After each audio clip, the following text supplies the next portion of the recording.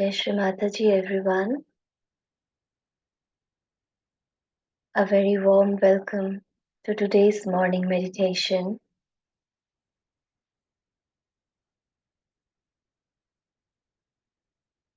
Let us bow down, surrendering our ego and superego. Raise our Kundalini and take a bandhan.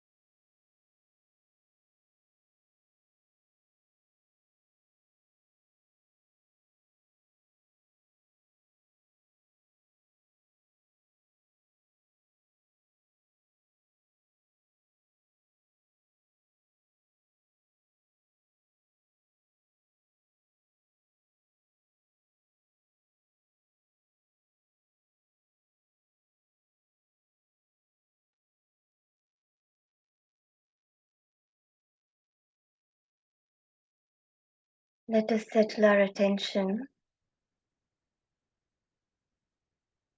with breathing exercise for a couple of minutes.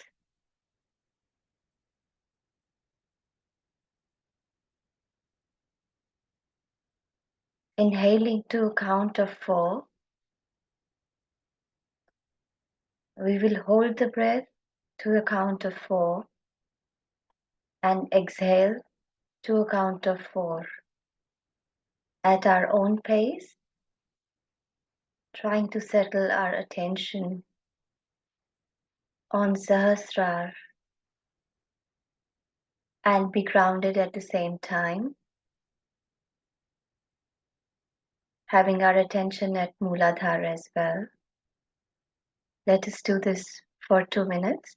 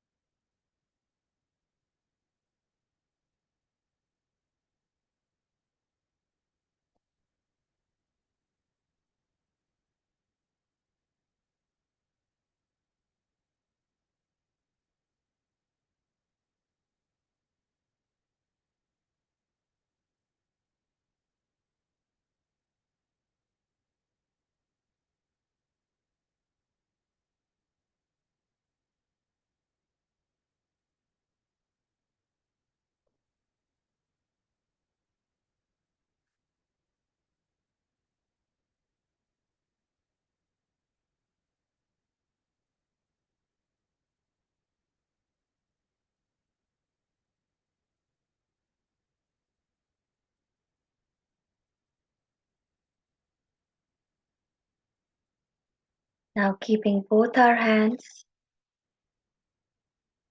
on Mother Earth,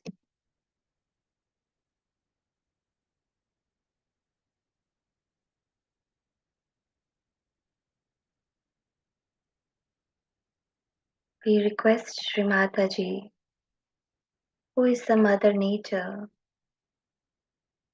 O Shri Mataji,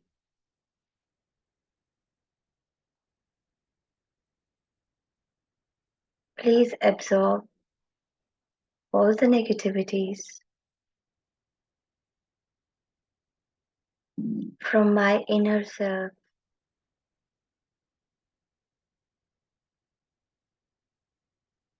Mother, please make me grounded.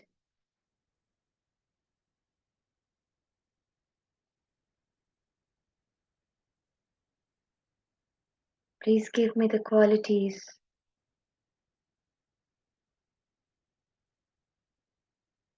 of being able to love selflessly, being able to support without any expectations.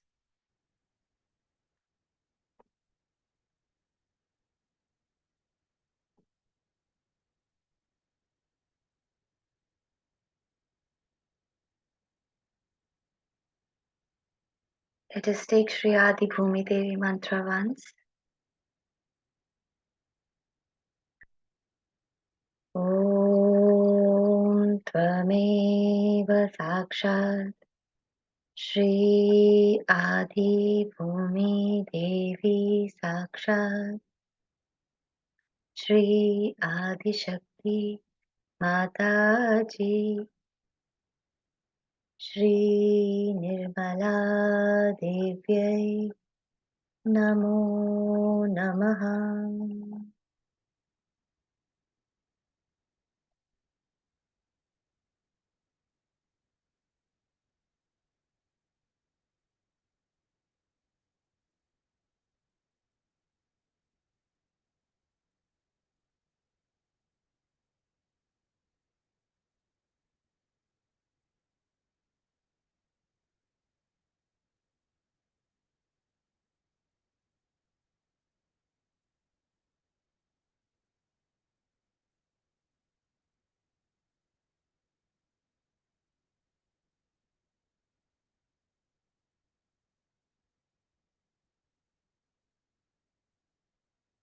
Now that we have got our connection with our Mother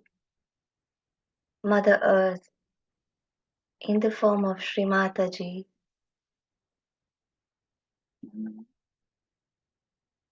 who is prevalent everywhere in the form of air, ether,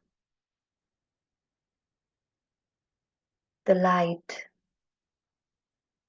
the water inside us. We now seek permission from our Mother to allow us to meditate and be able to grow further in our spiritual ascent. Keeping both our hands on our lap now, we can look at the light of the candle or Shri Mataji's bindi and very humbly ask her, "Oh Shri Mataji, please allow me to be able to grow spiritually,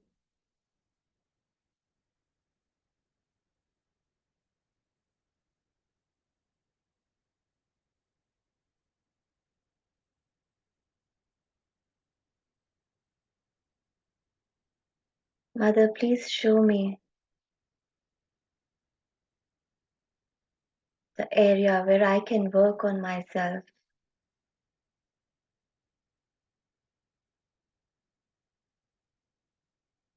Mother,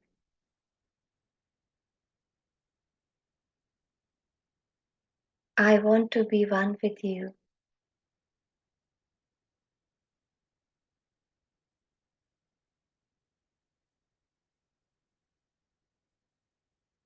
That is my spirit's purest desire.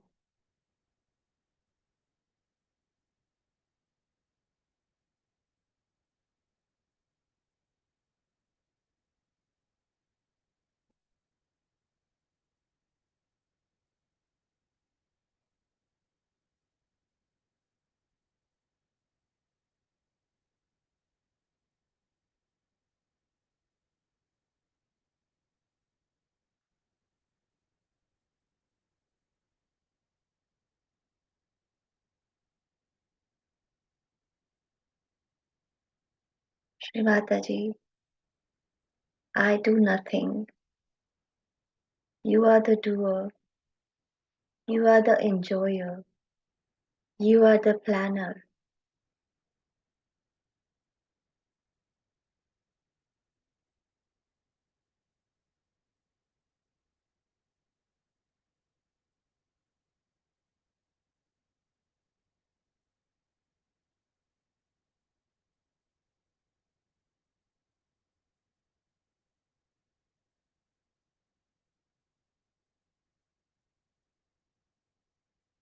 Shri Mataji, please allow us to be in the thoughtless,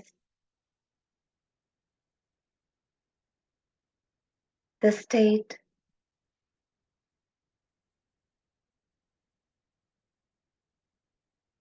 where my mind is your mind, where I am you and you are ruling my thoughts, my brain, my actions.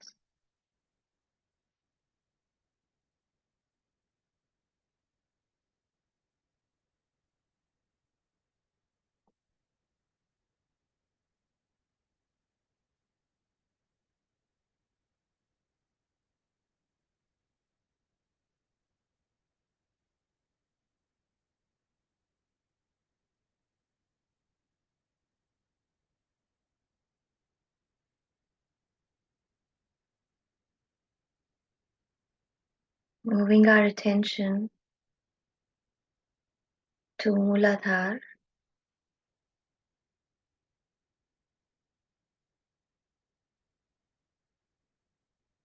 right hand on Mother Earth. Let us seek clearance for our left Mooladhar. Shri Nirmal Ganesha Sakshat.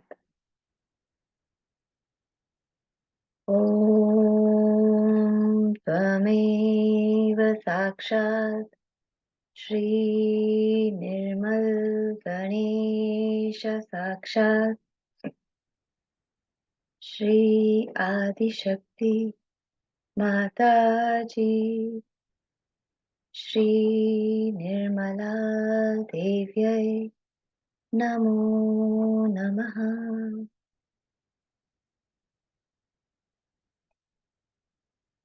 Mother, I am innocent.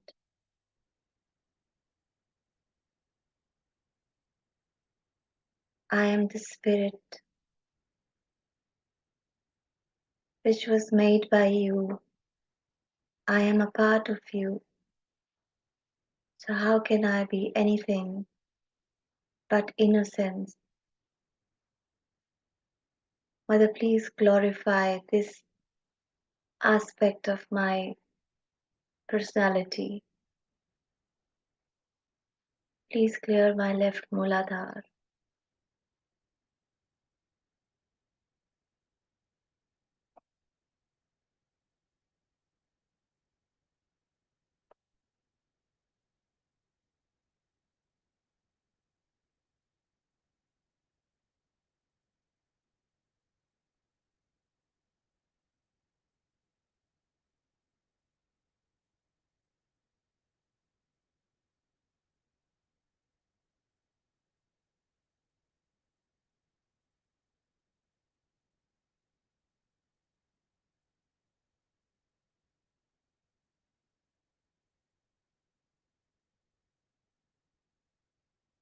Moving our attention to center Mooladhar, both hands on lap, Shri Ganesha Gauri Sakshat. Om Tvameva Sakshat Shri Ganesha Gauri Sakshat Shri Adi Shakti Mataji Shri Nirmala Devyai Namo Namaha.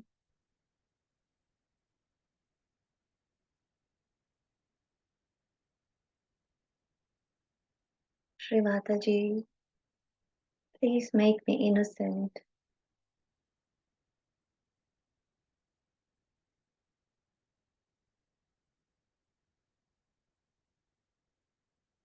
Mother, you who are Shri Ganesha, please purify my center Mooladhar, removing all the filth, dirt, and negativity which I have been gathering.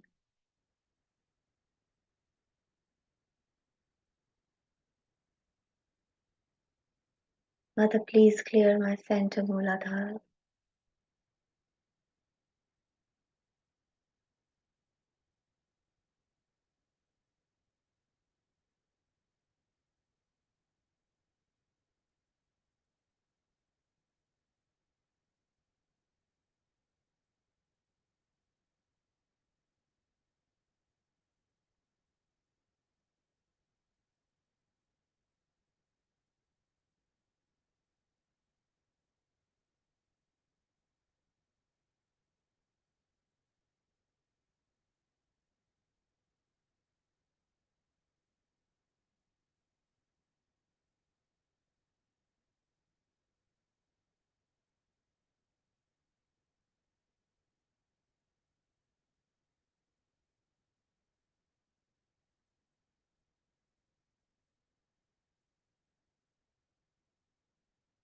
Attention on right Mooladhar, left hand on Mother Earth, Shri Kartikeya Sakshat. Om Tvameva Sakshat Shri Kartikeya Sakshat Shri Adi Shakti Mataji Shri Nirmala Devyai Namo Namaha.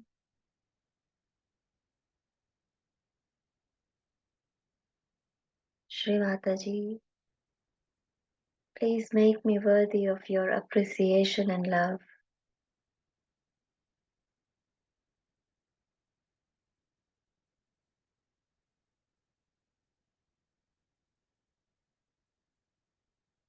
Mother, please guide me in all my actions, in all my deeds and thoughts. May they be so pure that I become worthy of your love and appreciation.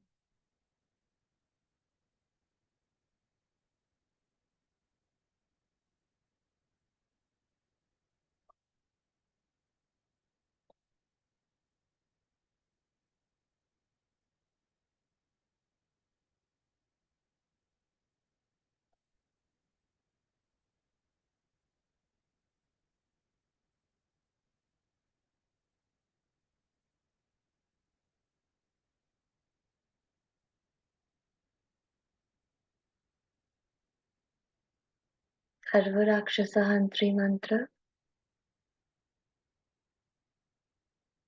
Om Tvameva Sakshat Sarva Rakshasa Hantri Sakshat Shri Adi Shakti Mataji Shri Nirmala Devyai Namo Namaha.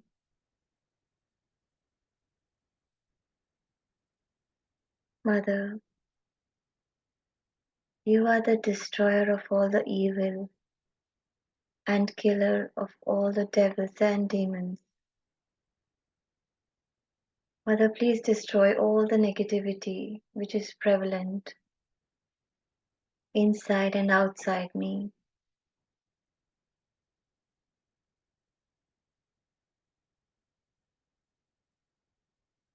Shri Mataji, please purify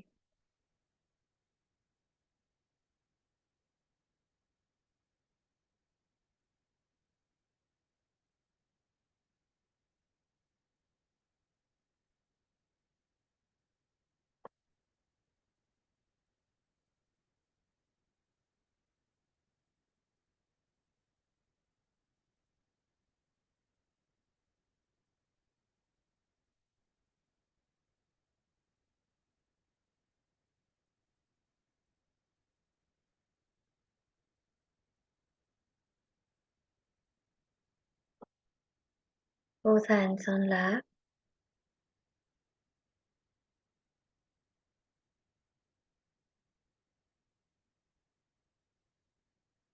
We humbly request our Kundalini Mother to enlighten all our chakras.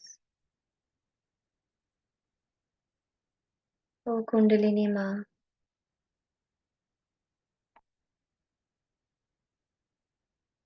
you are Shri Adi Shakti.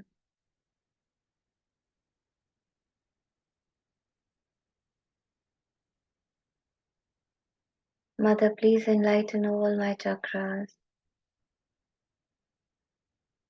and awake all the deities which are present in those chakras.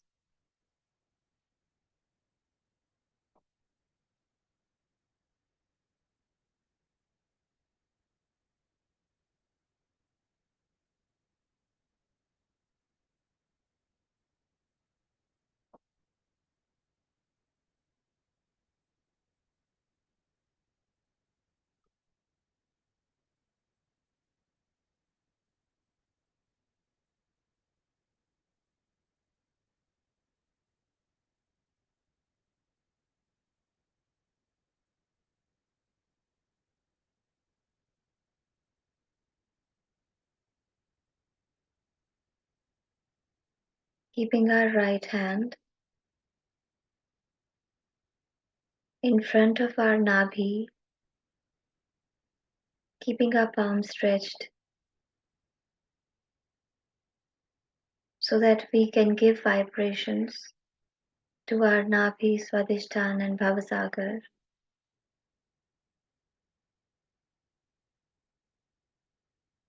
We request the all-prevailing power, our Mother, Shri Adi Shakti.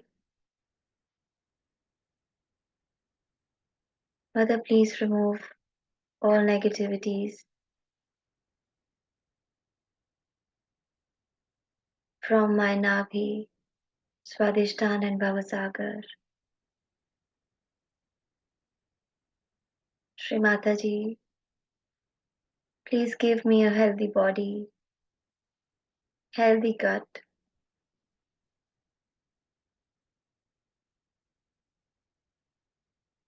so that I am able to perform all my duties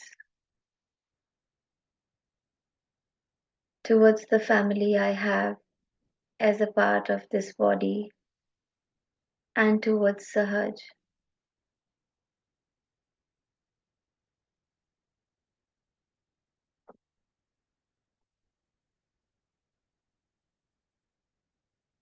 We can rotate our right hand and give vibrations to remove negativities from this area,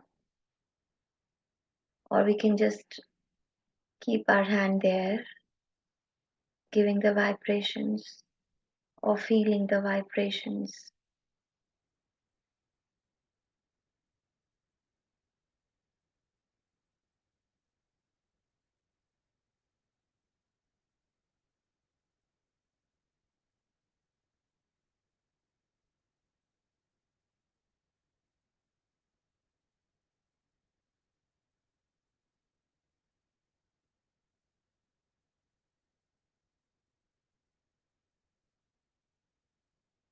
Now moving our attention to our Agnya chakra, as we know that the Swadhisthana, the right Swadhisthana,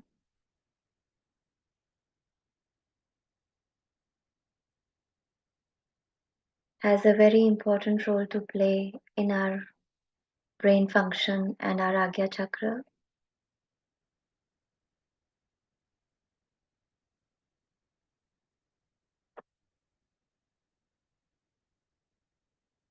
We will continue to listen to yesterday's talk, which was about Easter Puja, and Shri Mataji was telling us about how we should be behaving.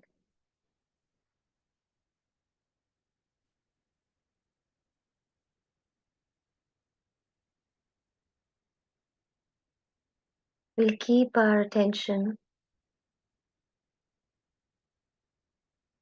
on our Sahasrara and Agya chakra while we try to imbibe and absorb what Mother is saying. In certain countries, people get upset because they think they are oppressed because they are in such a. I assure you, no one can do that. You must know that you are all the time protected. Christ is there as your eldest brother, I always said that.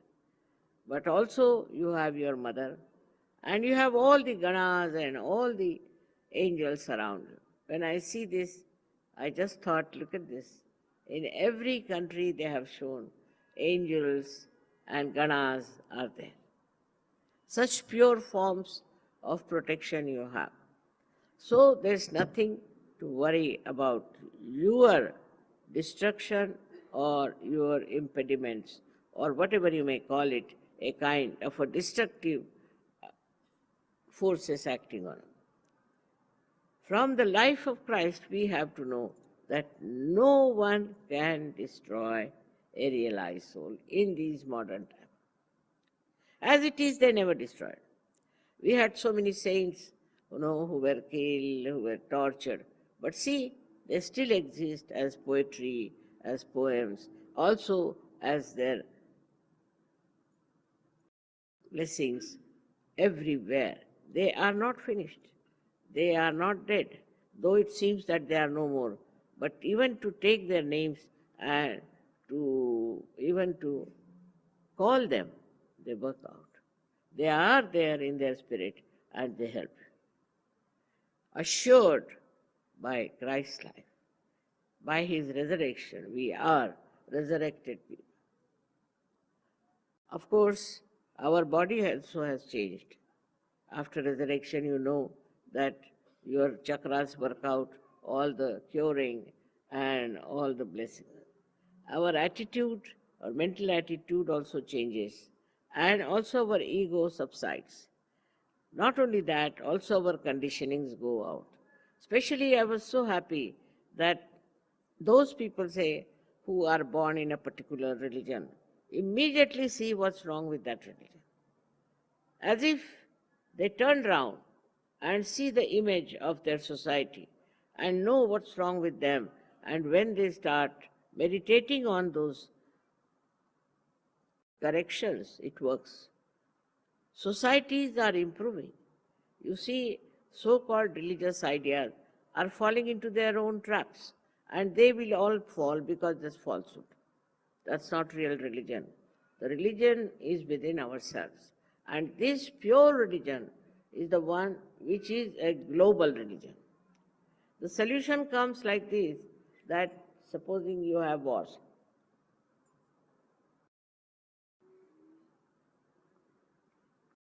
Wars in the name of religion, in the name of God especially. And in the name of religion, they have wars. So now, what happens? All such wars that take place cannot destroy reality, cannot destroy the truth. This is another message of Christ's resurrection. You cannot. You may think that today you have destroyed these people, but they are there. All the saints, all the great people who have been resurrected in life are all the time there. Their protections are there. Their guidance is there. You can see them in a way that they are there. So one should have no fear. The fear of death has to go. So many of them have said the same, that what is death after all? Death dies itself once you are resurrected. So one should not be afraid of death. Now, how many of you have been afraid of death before your resurrection, but not now? You are not bothered as to when the death comes, what happens, or which way you are going to be so-called destroyed. You know you cannot be destroyed. In your heart of hearts, you all know this very well, that you cannot be destroyed. The fear of our destruction goes away, no doubt. But there is one thing, is the compassion. When you see all these bad things are happening and people are being tortured, your mind cannot take it for granted. It starts responding to that. And it feels the pain of others. Tremendous. But as a result of that, your willpower, your thinking on those lines, your tears even are powerful, and they can bring solace to those people who are suffering unnecessarily. You have to experiment with it. Just having a feeling of compassion and love, things will improve. Now, as it is, we meditate. But we can meditate also with such compassion and such love that your tears can also have an effect. on these people who are so cruel and stupid and killing each other. But it is important for you to know that now you are not an individual, but you have become a global personality, a global personality. You are not an individual. You are a global personality. And sitting down here, you are working out all the global problems. You are not a small person now who's only worried about your own children, about your family, about this and that. No. This mind of yours has expanded. Expanded like this that it works automatically for all the problems of the world. When for a woman I read newspapers, especially women seldom read newspapers. They think it's stupidity to read newspapers. But I read. I read those where my attention is needed. I've seen it works. But all of you put together, if you understand that it is your responsibility to correct all the destructive forces, to put them right, you just have to collectively meditate on the points where you find there's a big problem. Now, the problem mainly is because of religions, mainly. Now, if they can all jump into the new religion, global religion, they all are one. They cannot then fight because there's one religion, but they don't want to have one religion because they want to fight. They're fighting cocks. But if they come to Sahaj, if they become enlightened, then they will only enjoy love of each other and not killing of each other, destruction of others. And this is what we have to learn from life of Christ, who was alone, who was single. He didn't have such a collective behind it. But how powerful he was that he fought the death and came out of it so clearly at the stage of Agnya. Without him, we could not have worked out Sahaja. Kundalini would not have gone through unless and until he had sacrificed his life. And he readily sacrificed. He accepted the task of sacrificing his life and then resurrecting. He passed through that, I should say, a very constricted channel of Agnya to put you people right by saying you forgive everyone. If forgiving was such a powerful thing that you can even fight your death, then why not forgive? Many people say, Mother, we can't forgive. And I've told 100 times that what are you doing if not forgiving? So the message of Christ's life is that he forgave all the people who troubled him. Even he said that, oh God, please forgive them because they don't know what they are doing. On the cross he says those things.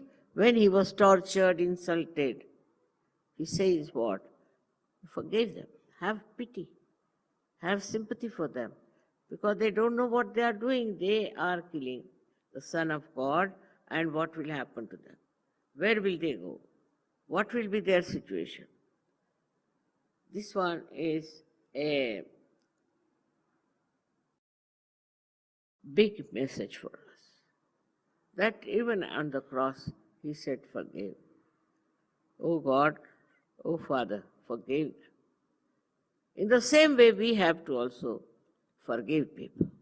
It's very important from the life of Christ that we have to forgive.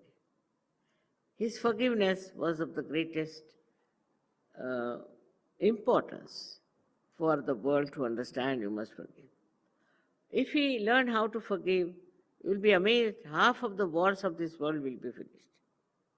Now something happened thousands of years back, still people are fighting.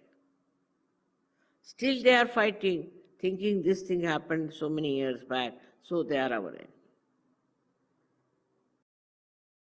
If we can really forgive those people, what happened before we were even born, why should we form a group of such people? Why? Because there is something called hatred in human beings. They have hatred. Hatred for this, hatred for that. Even in small things, they'll say, I don't like it, I like it. It's very common.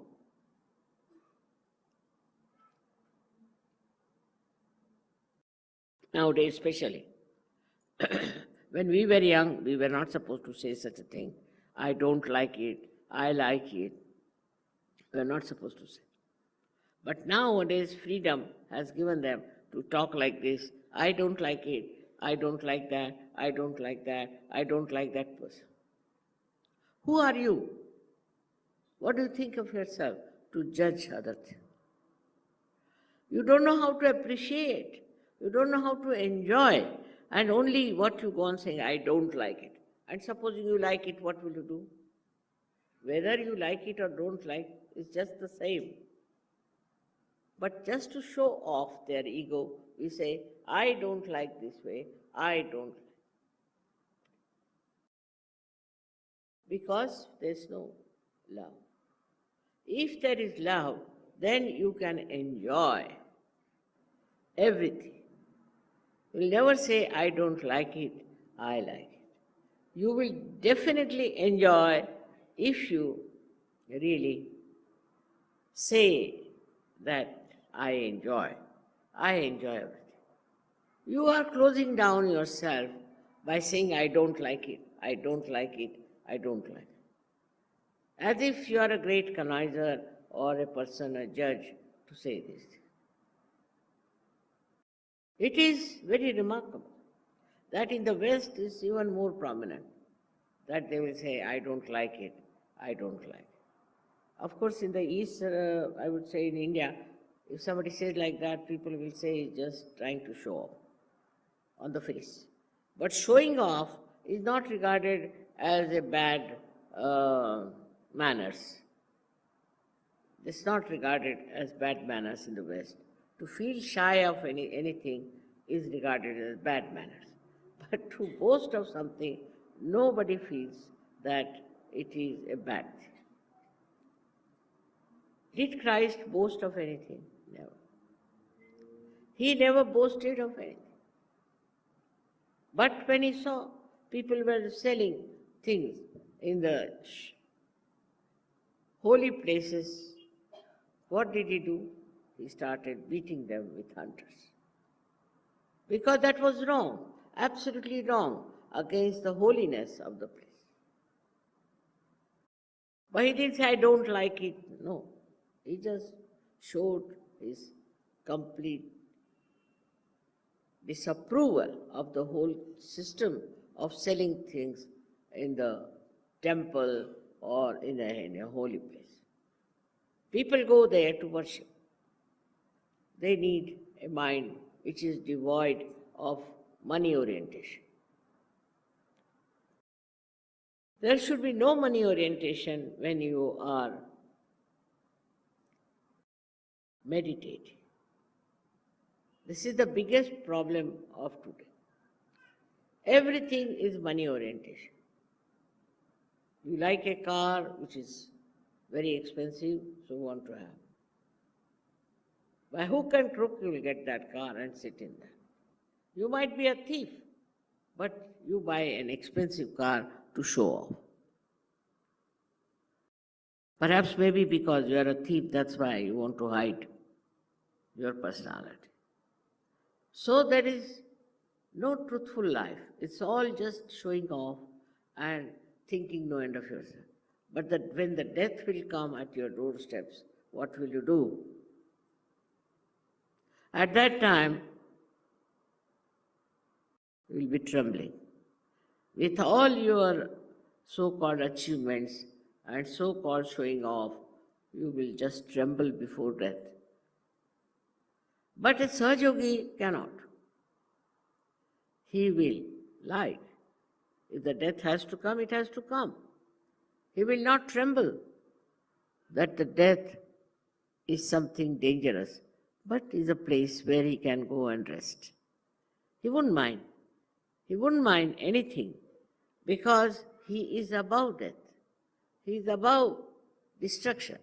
So he wouldn't mind anything, whatever comes his way, and he will surrender to it easily We have Kabir.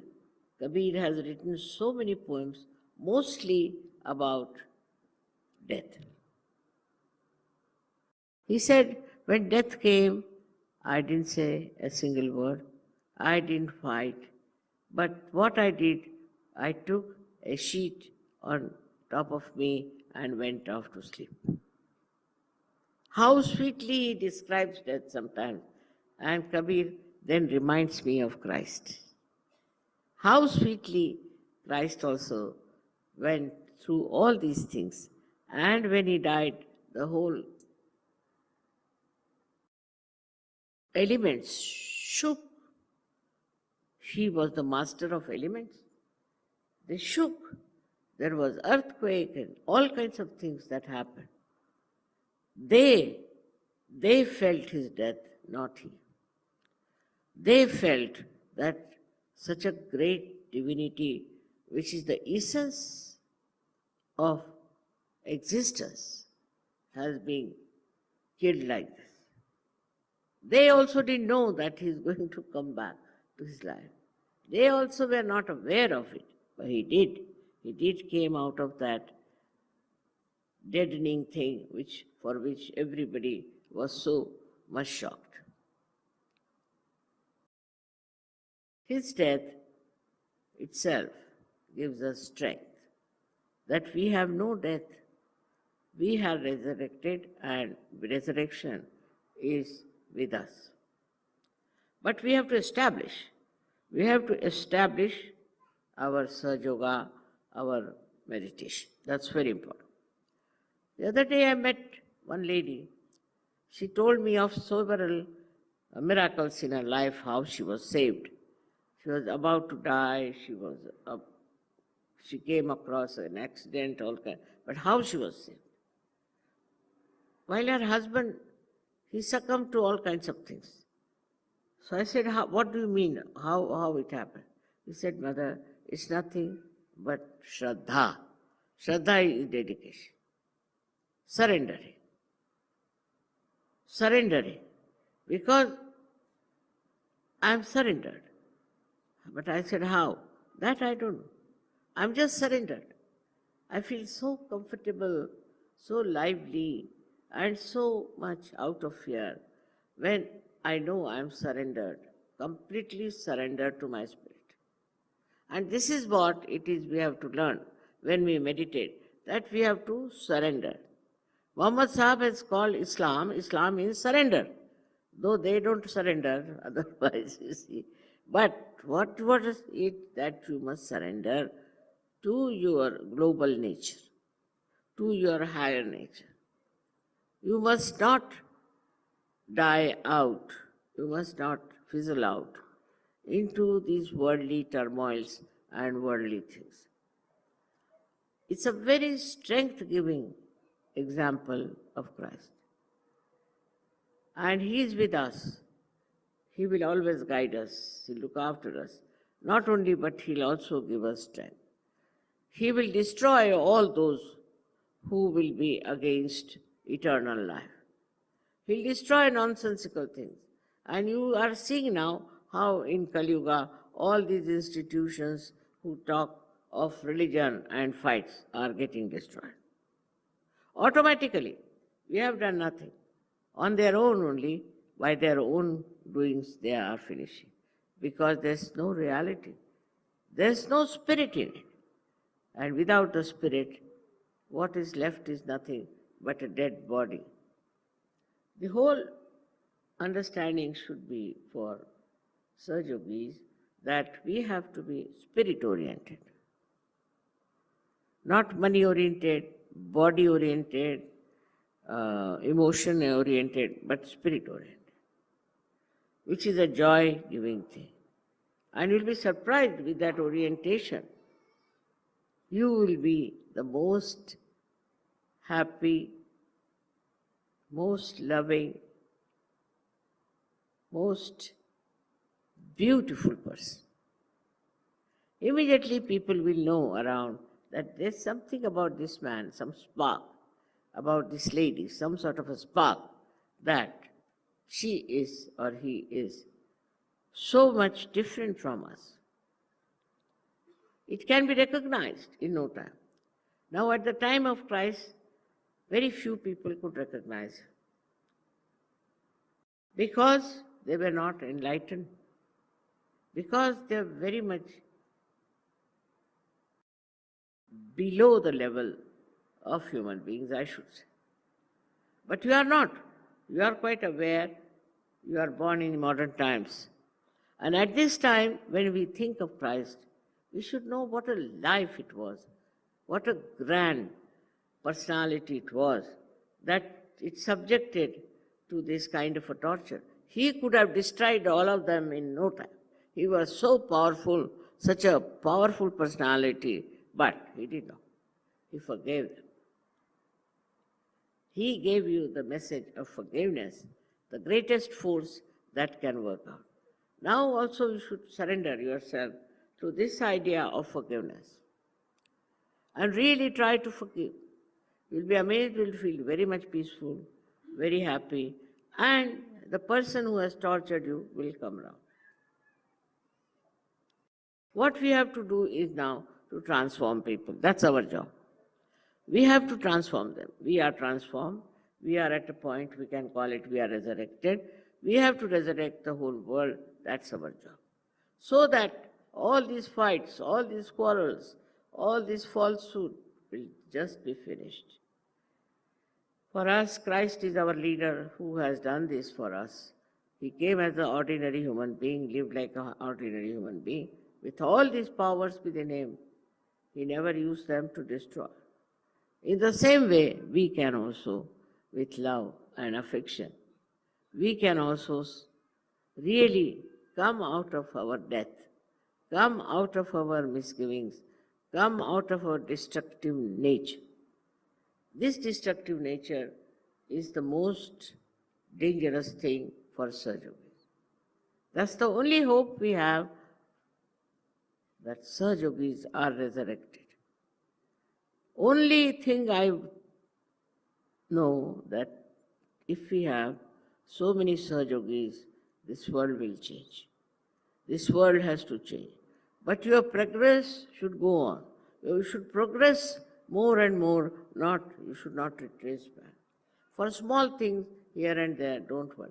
You have a very great responsibility, and that responsibility is to transform the human beings. That's your due. How many have you transformed? How many have you changed? It's all right for men or women. You have to change people. This is your job, and this is the power you have got from Christ.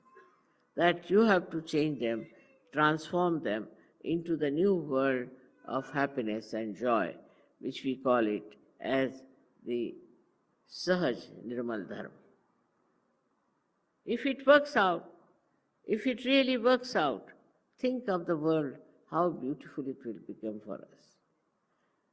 It's the duty of every Sahaja Yogi to go into this kind of a new venture and try to find out how many people he can convert and how many people he can bring around. I hope next time we'll have double the number of people that are here from all these 8 countries who are hosting now. All my love to you all. Great days are waiting us. We have to now understand only our responsibility. Main thing is how many people we have converted, how many people we have resurrected. That is the record, not how many pujas you have attended and all that. It's not so important. Pujas are just to give you strength and to give you power, but they are not your work. That's not your work. For your work, you can take from pujas all the strength that you need, but if you don't use this power, then what's the use? So now I leave it to you to remember that you are resurrected and you have to resurrect others. It's a very, very important job at this time of complete turmoil and destruction. May God bless you.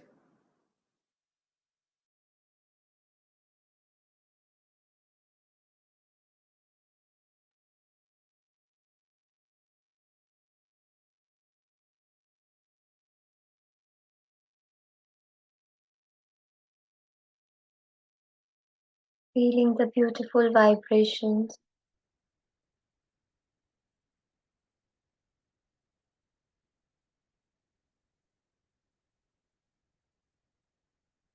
and imbibing what Mother said. Let us do silent meditation for a couple of minutes.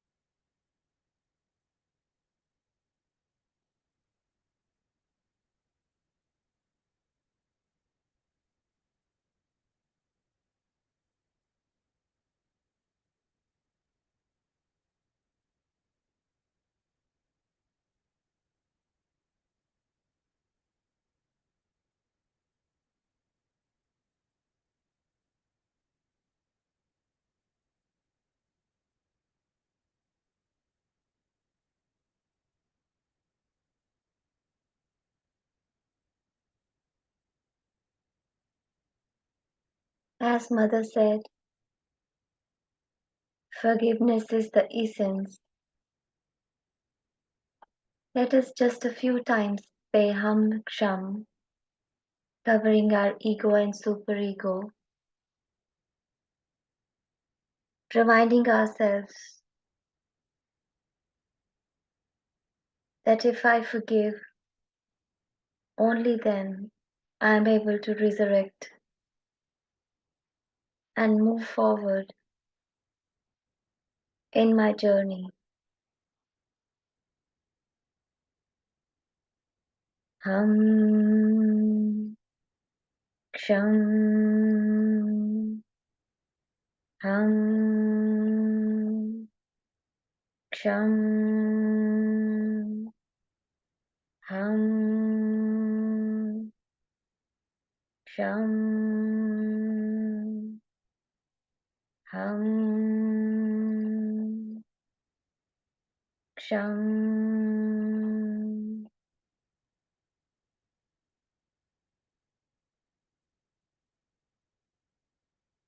Thank you everyone for joining in today's morning meditation. May you have a blessed day. Let us now raise our Kundalini and take our Bandhan collectively.